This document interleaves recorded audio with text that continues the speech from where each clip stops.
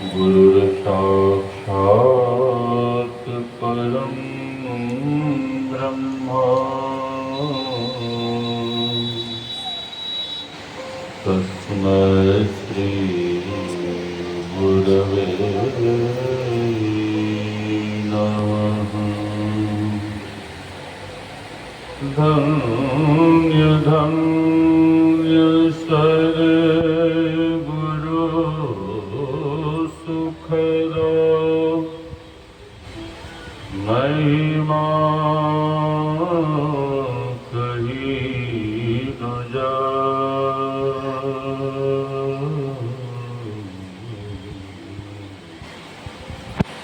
जो कछु कहूँ तुम्हारी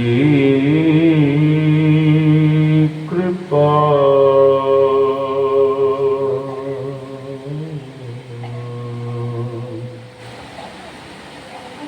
मोते कछु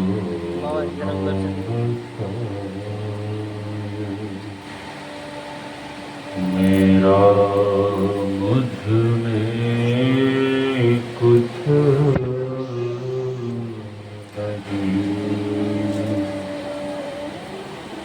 जो कुछ है गुरु तो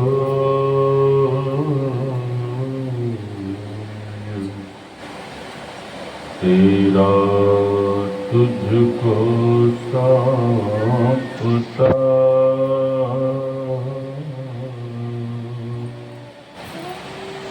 क्या लगेगा।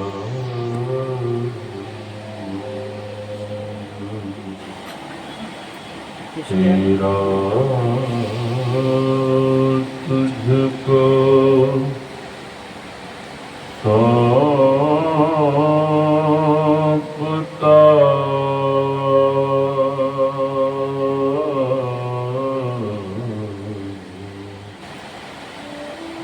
क्या लगेगा।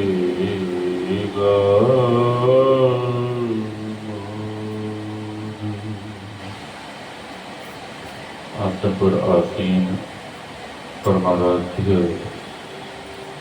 सद्गुरु महाराज के युगल चरणों में कोटि कोटि नमन। इस पावन मंच पर विराज रहे गुरु महाराज के प्रिय शिष्य आदरणीय ब्रह्मचारी श्री फूल बाबा,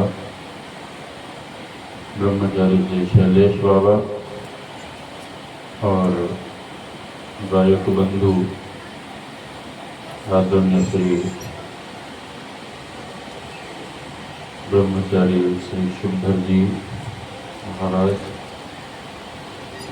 इस पावन ज्ञान यज्ञ में पधारे हुए पूज्य गुरुजन, सत्संग प्रेमी महानुभावों, माताओं एवं भक्तिमती बहनों, आप सबों के भीतर विराज रहे परमात्मा स्वरूप आत्मा को हम वंदन करते हैं।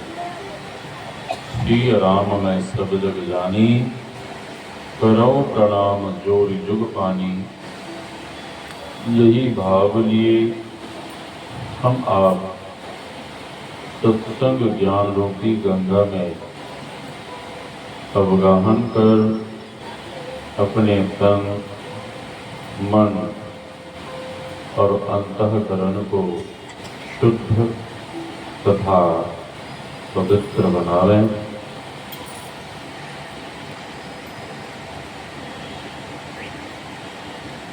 अभी हम आप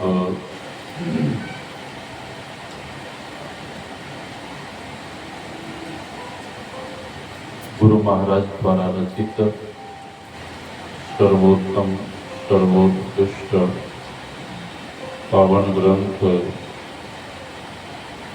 सत्संग योग से योग शिखोपनिषद का पाठ श्रवण कर रहे थे।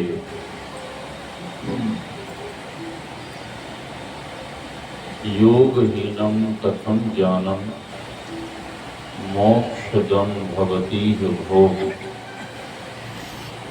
योगोऽपि ज्ञानहीनस्तु नोक्षमो मोक्षकर्मणि। तस्माद् ज्ञानं च योगं च मुमुक्षुर्दृढमभ्यसेत्। अर्जुन ने भगवान से पूछा कि हे प्रभु, यह योग की शिक्षा, यह योग का ज्ञान कहाँ से आया, किसने प्रारंभ की, किसने दिया। भगवान श्री कृष्ण कहते हैं, इमं विवस्वते योगम प्रोक्तवानहमव्ययम् विवस्वान मनवे प्राह मनो विश्वा कवे ब्रवीत्। भगवान कहते हैं,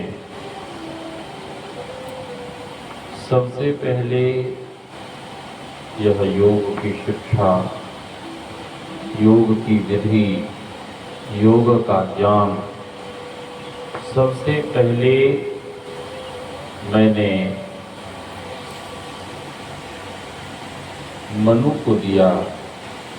मनु ने अपने पुत्र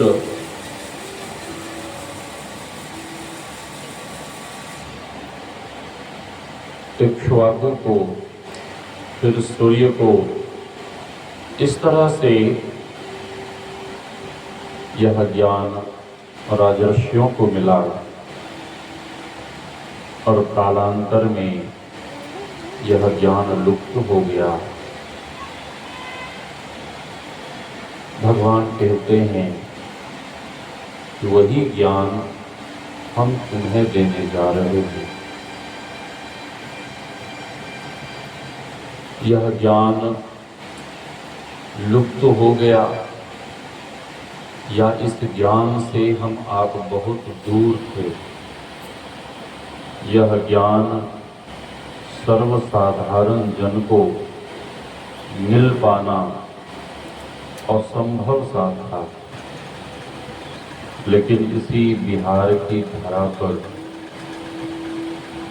जो गुरुदेव का आविर्भाव हुआ, तो गुरुदेव जन जन में जाकर पैदल, बैलगाड़ी पे या जो भी कष्ट हुआ, सभी कष्टों को सहकर गुरुदेव ने हम आपको यह ज्ञान देने की कृपा की। लेकिन इस ज्ञान को अर्जन करने में गुरुदेव को बहुत कष्ट हुआ, बहुत पीड़ा हुई, बहुत कष्ट उठाना पड़ा। इतना कष्ट ज्ञान के लिए इधर उधर भ्रमण करते रहे, घूमते रहे, भटकते रहे। जब सच्चे संत नहीं मिलते थे, सद्गुरु नहीं मिलते थे, तो गुरुदेव एकांत में बैठकर दुखी होकर रोते। और जब परम संत बाबा देवी साहब का सानिध्य प्राप्त हुआ, दर्शन हुआ और उनके ज्ञान को जब गुरुदेव ने सुना, तब गुरुदेव को संतुष्टि हुई और परम संत बाबा देवी साहब गुरुदेव से कहते कि लाला, पहले तुम किस मत से, किस मजहब से जुड़े थे? तो गुरुदेव कहते, मैं दरियापंथी मत से जुड़ा हुआ था। दरियापंथी साधु से मैंने दीक्षा ली थी, तो परम संत बाबा देवी साहब प्रसन्न हो कहते कि पहले तुम दरियापंथी थे, अब तुम समुद्रपंथी हो।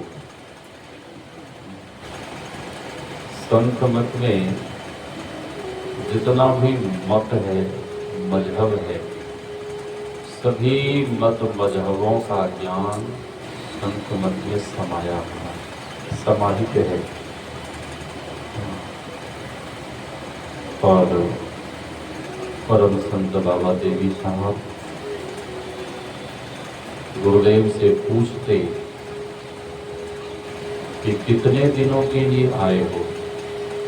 को बोली कुछ नहीं बोलेगा, आगे में बैठा है। श्री सद्गुरु महाराज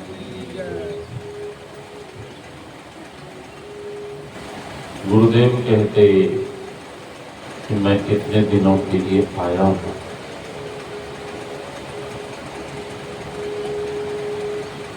पंद्रह दिन के लिए आया हूँ। एक सप्ताह के बाद ही गुरुदेव इतने डांटते, इतने फटकारते, गुरुदेव अपना झोला झंडा लेकर वापस बिहार आने के लिए तैयार हो जाते। और जब गुरुदेव चलने लगते तो बाबा साहब उनके झोला झंडा को छीन लेते। हाँ, झोला झंडा छीन कर गुरुदेव को जमीन पे डाल के छाती पे चढ़ जाते और बाबा साहब कहते कि जाओ तो कैसे जाते हो, देखता हूं कि तुम कैसे जाते हो, अब जाकर दिखाओ। तो गुरुदेव कहते ठीक है, अब मैं नहीं जाऊंगा। और फिर बाद में